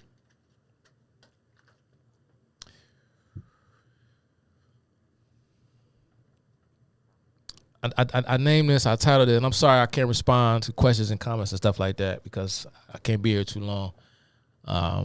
This is just for my YouTube channel, but I figured I would go live on IG because it's been a minute. The Silence of the Bells, right? Y'all remember, you guys, you all have seen The Silence of the Lambs, correct? Right, and you remember that scene in the film, one of my favorite scenes, when, Hannibal Lecter, Anthony Hopkins' characters, he finally breaks through to Clarice, Jodie Foster, and he gets her to open up about her worst childhood memory and what she fears the most. And what did she say, y'all? Y'all remember what she said, right? It was the slaughtering and the scream of the lambs, right? She ran because she was terrified at the sound of the lambs. So I guess silencing of the lambs was sort of like a place of peace or a conquering of that fear. But anyway, it's left up to interpretation. But that's where the title of the film, I guess, came from, was Clarice Starling's fear of the lamb and the scream of the lambs. I call this The Silence of the Bells. Why did I do that? Well, I'm going to give you another quote from Vladimir Lenin before I explain the bells. This is Vladimir Lenin speaking. He's talking about the Jacobins, or Jacobins. I tried to say it in French, the best French accent I can muster. The Jacobins, the Jacobins. For those of you who don't know who the Jacobins are, the Jacobins were a debate club. They were a debate club in France during the Reform or the Revolutionary period, began with Mirabeau's retort, or a lot of people look at I think it was Mirabeau, his refusal to leave, was it the Tuileries or wherever, at the command of the king. That was sort of like the first time that the king of France at the time, King Louis the 16th, when his commands were not heeded, the people were asking for reform, and they were willing to settle for a constitutional monarch, but they wanted some changes, and they refused to heed the command of the king. And I believe it was one of the early French revolutionaries his first name escapes me, but I believe his last name was Mirabeau.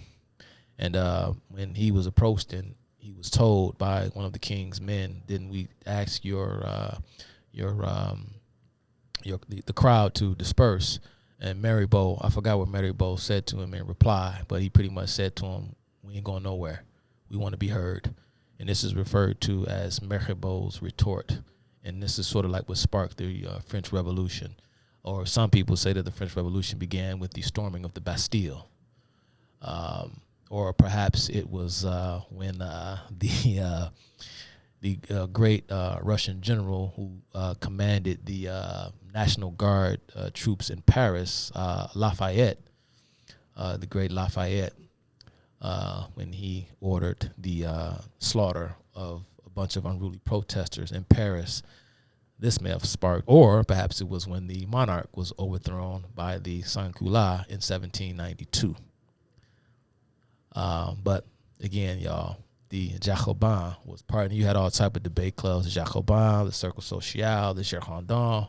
You got a lot of groups that were part, but the Jacobins was perhaps maybe not as radical as the Cercle Social, but the Jacobin political debate club rose up to become the most powerful.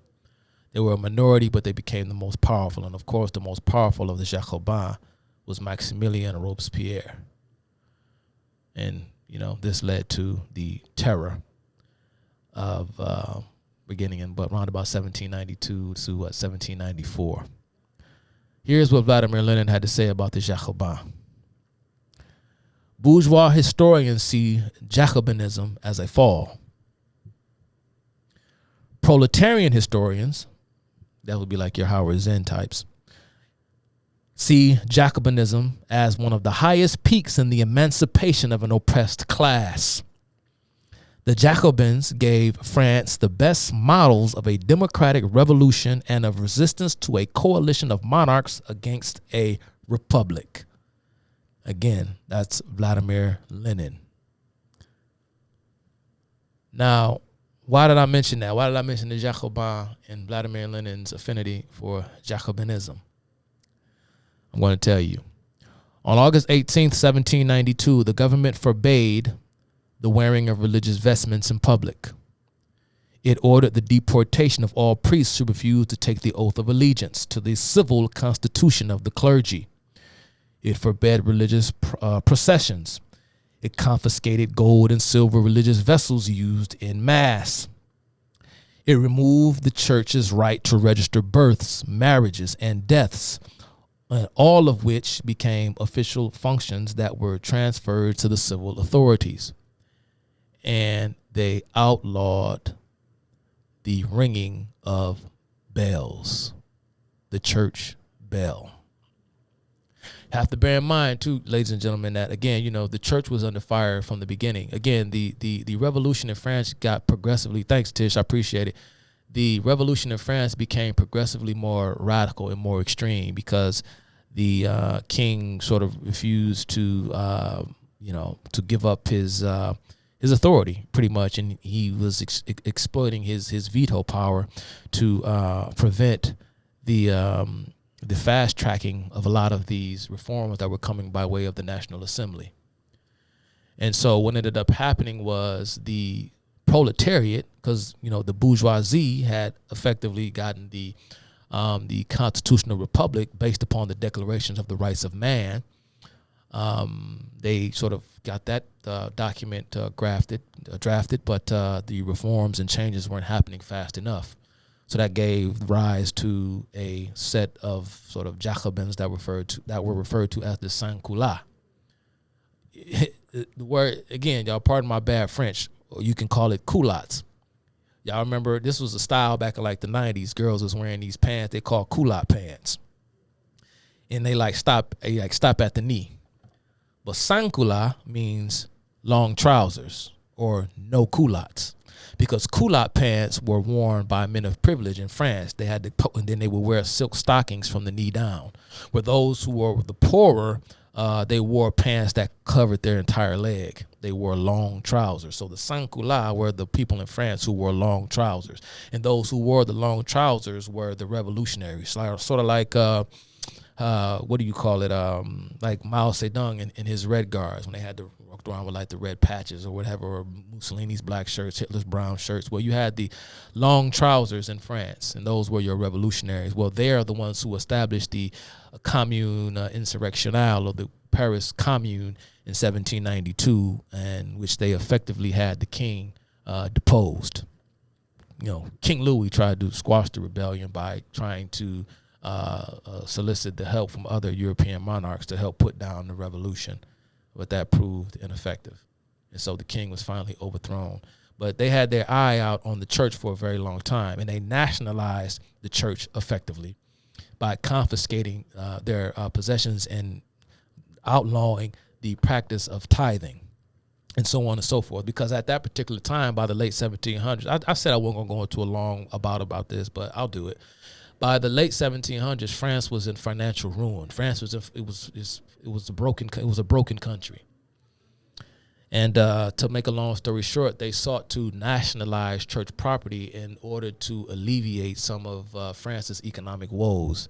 And they were also dealing with revolt in Saint-Domingue, what they call Haiti today, of course. And so there were a lot of things that were going on in France, but France was on the verge. I mean, the people were on the verge of starvation, and they wanted to confiscate church property, but this kind of put the revolutionaries at odds with the majority of the people, because the majority of the people were still believers.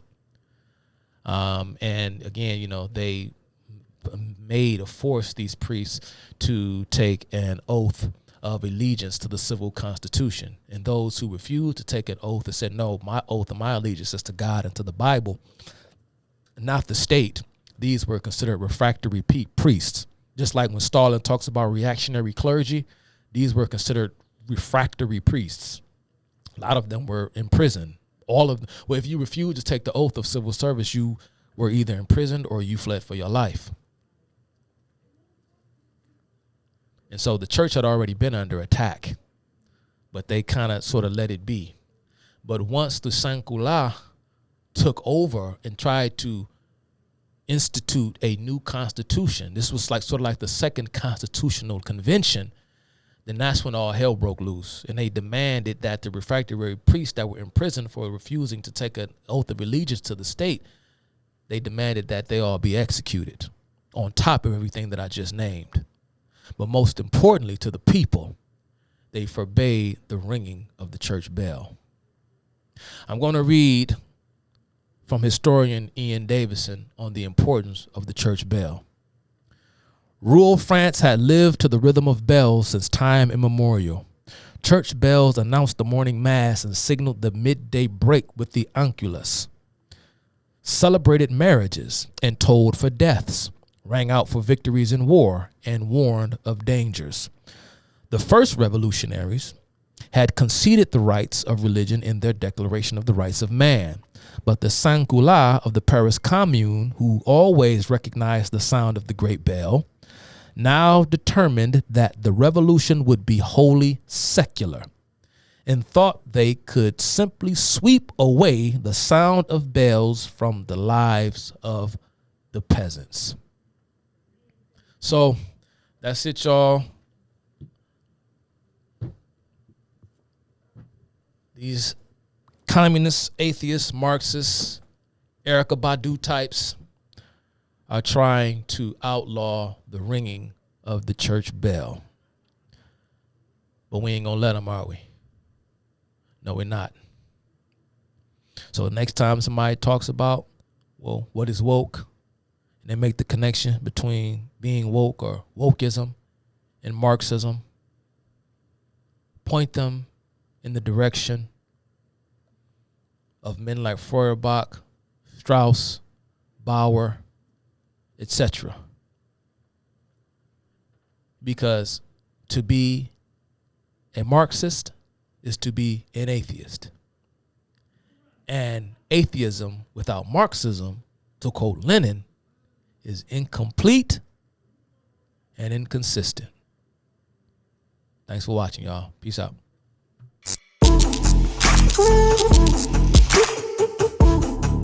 Ooh.